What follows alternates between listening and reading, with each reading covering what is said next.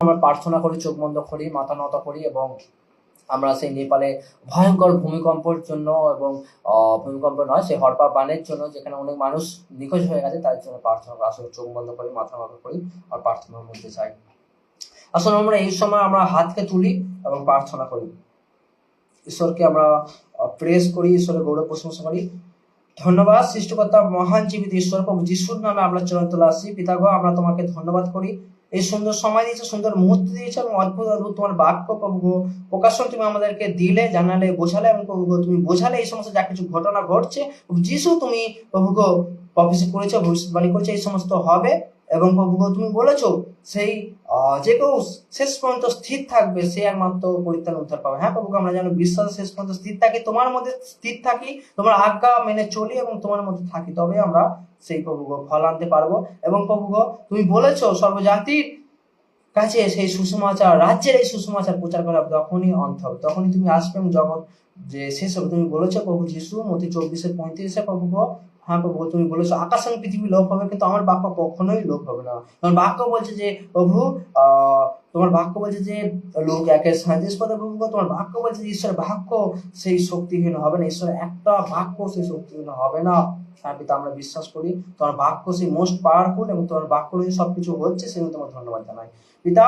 তারপরেও আমরা এই মুহূর্তে প্রার্থনা করছি প্রভু সে নেপালে প্রভু আবারও প্রভু সেই যে হড়পাবান হচ্ছে 2015-তে যে প্রভু ভয়ঙ্কর প্রভু ভূমিকম্প হয়েছে, অনেক মানুষের হাজার হাজার মানুষের প্রাণ কেড়ে নিয়েছে এবং তারপরে আবারও প্রভু হড়কাবান হয়েছে প্রভু এবং তাই সেই ভান সেই যে সমুদ্র শ্বাস প্রভু সেই প্রলয় সৃষ্টি মহাবিপর্যয় সৃষ্টি হয়েছে এবং সেই যে প্রভু হড়পা বনের প্রভু প্রভাবে অনেক ঘর বাড়ি প্রভু ধূলিসাৎ হয়ে গেছে, অনেক বীজ ভেঙে গেছে, অনেক জমি নষ্ট হয়ে গেছে, অনেক মানুষ প্রভু সেখানে হয়তো মারা গেছে, এখনো সংখ্যা প্রভু গোনা যায়নি এবং অনেক মানুষ হয়তো মৃত্যুর সঙ্গে পাঞ্জা লড়ছে বা ধ্বংসস্তূপে প্রভু ভেসে আছে প্রভু এবং অনেক মানুষ প্রভু নিখোঁজ হয়ে গেছে। পিতা পরমেশ্বর, এই মুহূর্তে আমরা প্রার্থনা করি প্রভু হ্যাঁ পিতা, আমরা প্রার্থনা করছি তোমার কাছে পিতা, সেই এই মুহূর্তে প্রভু যারা এখনো পর্যন্ত মৃত্যুর সঙ্গে পাঞ্জা লড়ছে প্রভু, এখনো যারা ধ্বংসস্তূপের মধ্যে আছে প্রভু, এখনো যারা নিখোঁজ হয়ে আছে প্রভু, তারা যেন প্রভু জীবিত অবস্থায় ফিরে আসে। হ্যাঁ প্রভু, আমরা যেন প্রভু আর যেন মৃত্যুর প্রভু খবর প্রভু যেন না শুনি প্রভু। হ্যাঁ প্রভু,